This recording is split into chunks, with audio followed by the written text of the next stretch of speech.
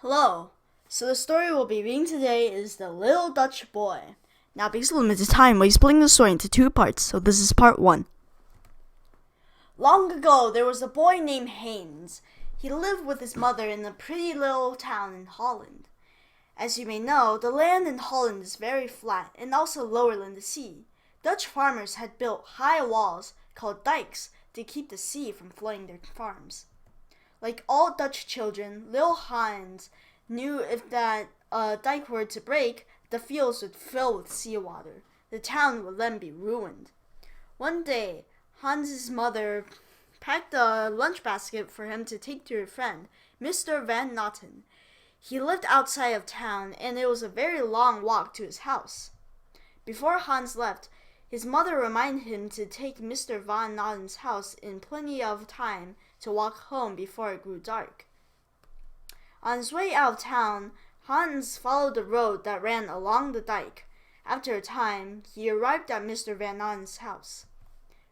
Mr. Van Natten lived alone, and he was always glad when Hans would come to visit. Hans was quite hungry after his long walk, so Mr. Van Natten made cocoa and set out bread and cheese that Hans' mother had sent. After their meal, the boy and the old man talked by the fire. When the Mr. Dog's van scratched down on the door to be let outside, Hans noticed that the sky had become dark and stormy. He knew he should leave before it began to rain. Although the boy walked quickly, he was not halfway home when the wind began to gust. A cold rain fell on Hans as he struggled against the wind. The weather made walking very difficult. "Put one foot in from the other," he told himself. "You will soon be home." The strong wind made the trees bend low and flattened the flowers to the ground. Hans was quite cold by now, and he had to hold on to his hat to keep it from blowing away. "I hope Mother won't be as upset when I arrive home so cold and wet and muddy," he thought. Hans kept his head down against the wind as he trudged along the road.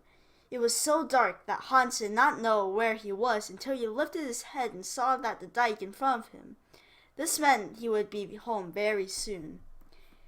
Even through the raindrops, Hans noticed that something was wrong with the dike. He could see a small hole in the wall, allowing a trickle of water to seep through. Hans knew immediately what must have happened. The storm had whipped up huge waves in the sea along the other side of the dike. The pounding water had caused the wall to crack. Hans knew that he had to warn everyone in town that the dike had sprung a leak. They were in great danger. He ran to town yelling, "The dike is breaking! Help! We must repair the dike!" But no one heard him. All of the townspeople were snug in their homes. Every house and store in town was shut up tight against the storm. The doors were bolted and windows were shuttered to protect against the wind and rain. Very interesting. So I hope that you liked my depiction of this. Is a lot more dramatic than what was described in the story, but it's what's going to happen if the Dutch boy doesn't do something, if Mr.